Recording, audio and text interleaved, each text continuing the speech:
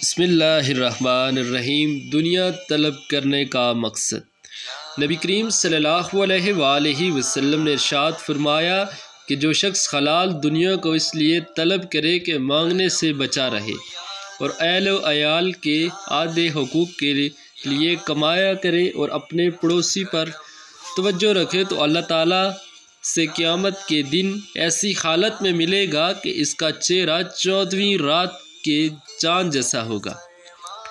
دعا کیا کرو۔ نبی کریم صلی اللہ علیہ وآلہ وسلم نے ارشاد فرمایا کہ اللہ تعالیٰ نے بیماری اور دوا دونوں چیزیں اتاری اور ہر بیماری کے لیے دوا بھی بنائی، اور سو تم دعا کیا کرو، حرام چیزوں سے دعا مت کرو، معدے کو درست رکھو۔ نبی کریم صلی اللہ علیہ وآلہ وسلم نے فرمایا کہ معدہ بدن کا حوض ہے اور رگیں اس کے پاس غذا حاصل کرنے آتی ہیں۔